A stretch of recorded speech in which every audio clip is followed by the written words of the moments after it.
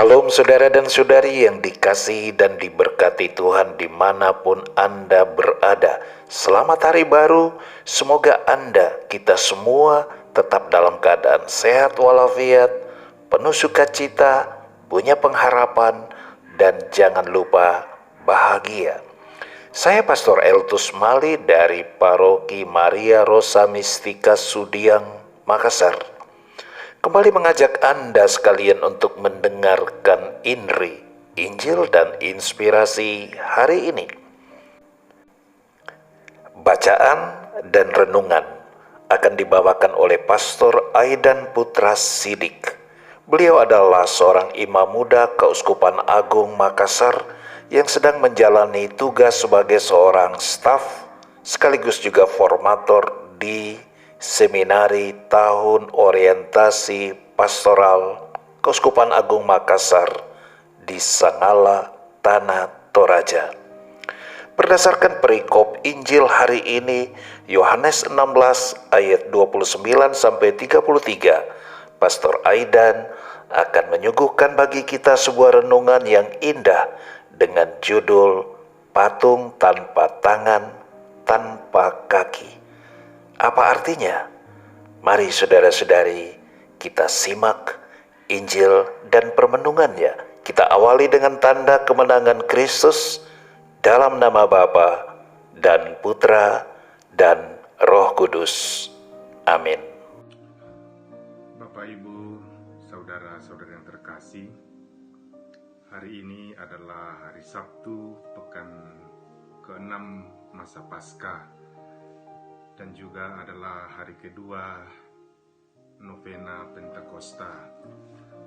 Ada dua bacaan yang akan kita renungkan pada hari ini, yaitu Kisah Para Rasul bab 18 ayat 23 sampai 28 dan Injil Yohanes bab 16 ayat 23 sampai 28. Saya akan membacakan Injil Yohanes bab 16 ayat 23 sampai 28. Aku berkata kepadamu, sesungguhnya segala sesuatu yang kamu minta kepada Bapa akan diberikannya kepadamu dalam namaku. Sampai sekarang kamu belum meminta sesuatu pun dalam namaku. Mintalah, maka kamu akan menerima, supaya penuhlah sukacitamu.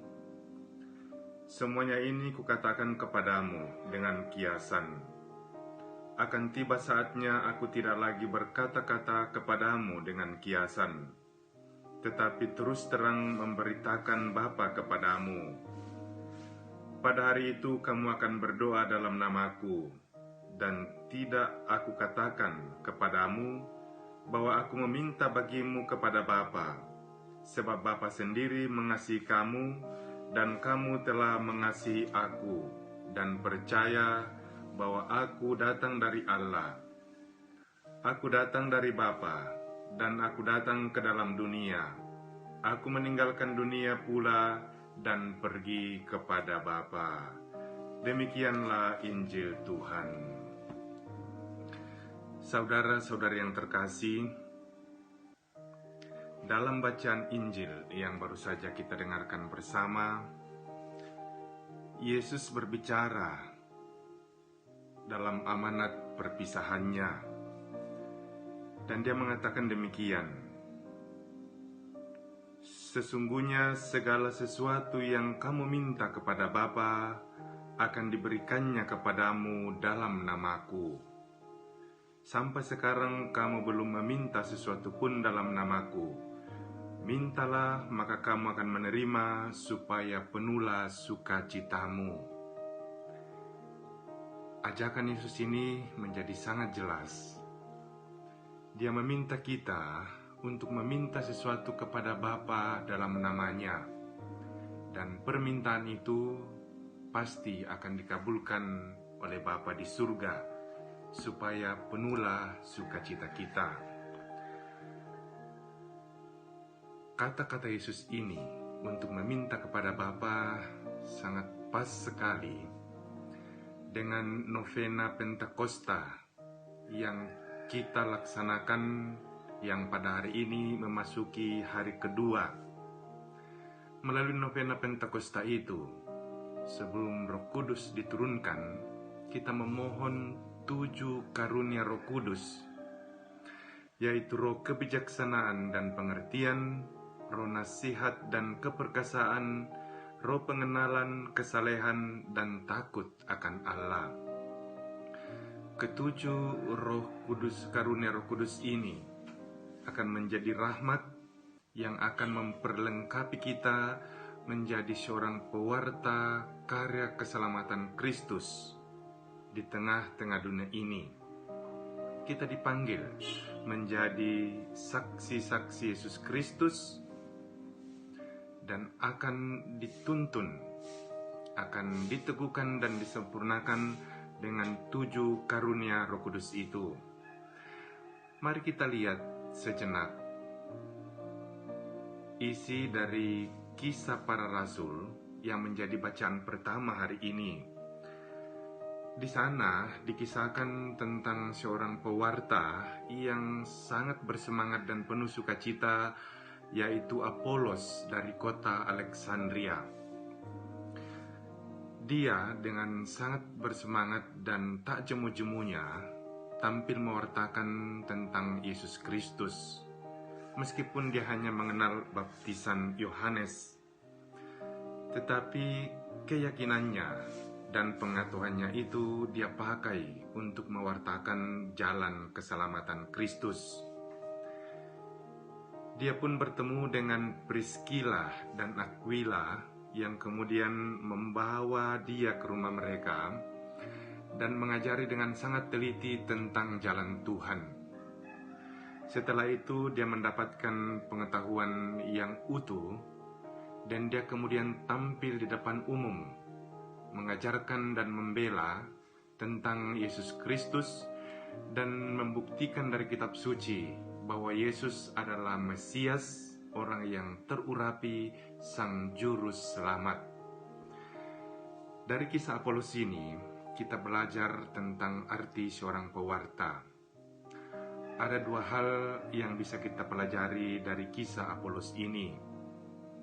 Yang pertama adalah dia mau terus-menerus belajar. Yang kedua adalah dia rendah hati, mau mendengarkan orang lain. 2 sikap ini menjadi modal bagi seorang pewarta. Kita terus-menerus belajar dalam kehidupan ini supaya semakin mengenal sang kebenaran yang sejati. Dan hal itu diiringi dengan sikap rendah hati, mau mendengarkan orang lain, sehingga kita terus-menerus bisa menyempurnakan diri kita, bisa melengkapi pewartaan kita. Dalam Injil hari ini, pada bagian akhir, Yesus mengatakan, "Aku datang dari Bapa dan aku datang ke dalam dunia. Aku meninggalkan dunia pula dan pergi kepada Bapa." Yesus berasal dari Bapa di surga, datang di dunia menjadi pewarta kabar keselamatan Allah. Dan semasa hidupnya dia berkeliling dari satu tempat ke tempat yang lain, dari Galilea ke Yerusalem, mewartakan kabar gembira keselamatan itu. Dan kini tiba saatnya dia kembali ke surga. Namun di dunia ini murid-muridnya tetap tinggal dan dia pun meninggalkan tugas perutusan dengan mengatakan, "Pergilah ke seluruh dunia, wartakanlah kabar sukacita keselamatan itu." Sekali peristiwa saya pernah melihat satu patung Yesus yang sangat indah tetapi tanpa tangan dan kaki. Saya lama merenungkan apa arti patung itu ya. Patungnya indah sekali tetapi tidak ada tangan dan kakinya. Dalam permenungan lalu kemudian saya sampai pada satu keyakinan Dan keyakinan itu persis seperti yang dikatakan dalam bacaan Injil Yohanes hari ini pada bagian terakhir. Aku datang dari Bapa dan aku datang ke dalam dunia. Aku meninggalkan dunia pula dan pergi kepada Bapa. Kini Yesus telah kembali ke surga, namun karya keselamatan itu harus terus diwartakan sampai akhir zaman. Dan kemudian saya sadar bahwa kini Yesus tidak di dunia lagi dalam bentuk fisik, tetapi di dunia ini Dia punya murid-murid, dan murid-murid itu adalah kita sendiri, dan kita adalah tangan dan kaki Yesus untuk terus mewartakan kabar keselamatannya ini.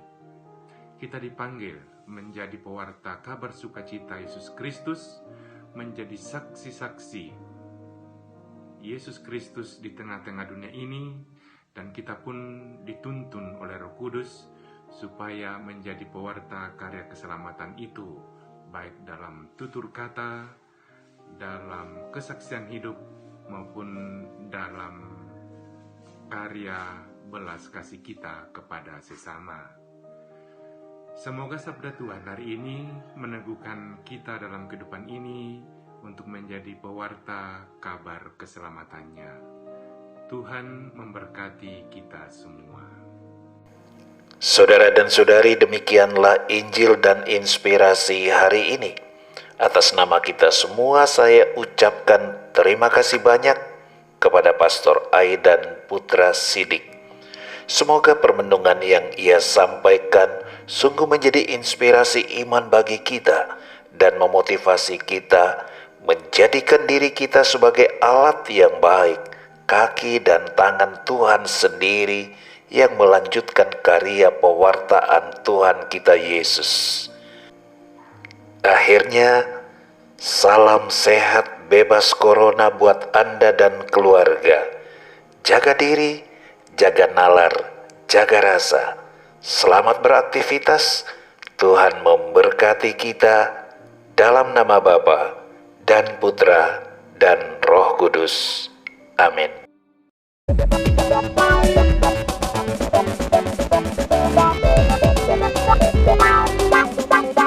Bye.